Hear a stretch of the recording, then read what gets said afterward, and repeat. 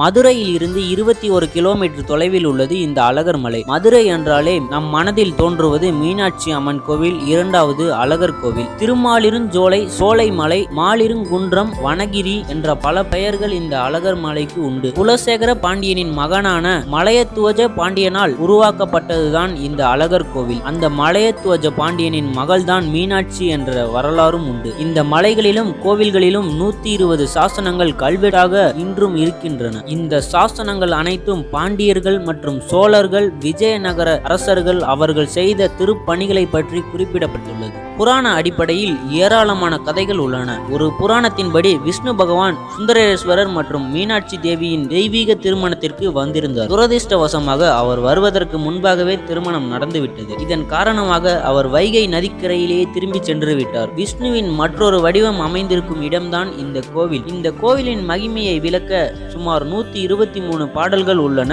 சிலப்பதிகாரம் போன்ற காவியத்தில் இந்த கோவில் மற்றும் அதன் மகத்துவம் பற்றி குறிப்பிடப்பட்டுள்ளன. மிகவும் அரிய வகையான வட்ட வடிவில் கருவறையினை கொண்டது. மேலும் வட்டெழுத்துக்கள் இது போன்ற பல விஷயங்கள் இந்த கோவிலின் பழமையினை குறிப்பிடுகிறது. இந்த கோட்டைக்குள் மற்றும் ஒரு கோவில் உள்ளது. அதான் 18ஆம் படி கருப்பண்ண சுவாமி. இது அழகரை காக்கும் காவல் தெய்வமாக கருதப்படுகிறது. இந்த கோவிலினுள் ஒரு பிரம்மாண்டமான கதவு பூட்டப்பட்டிருக்கும். இன்றும் இங்கு பல அமானுஷ்யமான நிகழ்வுகள் நடந்து கொண்டுதான் வருகின்றன. இந்த கோவில் அழகர் மலையினை சுற்றி இருக்கும் பல ஊர் மக்களுக்கு குல தெய்வமாக விளங்குகிறது. சித்திரை திருவிழாவிற்கு அழகர் வெளியே வரும் பொழுது இந்த பிரம்மாண்டமான கதவின் முன்பு கருப்ப சுவாமியிடம் உத்தரவு வாங்கிய பின்புதான் அழகர் வெளியேறுவார். பல ஊர்களுக்கு இந்த கோவில் தான் தீர்ப்பு வழங்கும் இடமாக கருதப்படுகிறது. தீராத வழக்குகள் இருந்தால் அவர்களை இங்கு அழைத்து வந்து உண்மையினை கேட்டால் சொல்லிவிடுவார்கள் என்று கூறுகின்றனர். அழகர் மலை அடிவாரத்தில் இருந்து சுமார் 2 கிலோமீட்டர் உயரத்தில் பழமுதிர்ச்சோலை முருகன் கோவில் இங்குதான் உள்ளது. பழமுதிர்ச்சோலை முருகன் கோவிலில் இருந்து 1 கிலோமீட்டர் தொலைவில் அமைந்துள்ளதுதான் ராக்காயி அம்மன் நுபுர கங்கை நீரூற்று. உலகிலேயே அபரச்சி தங்கம் எனப்படும் அரிய வகை தங்கத்தால் ஆன சுவாமி திருமேனி 2 இடத்தில் தான் உள்ளது.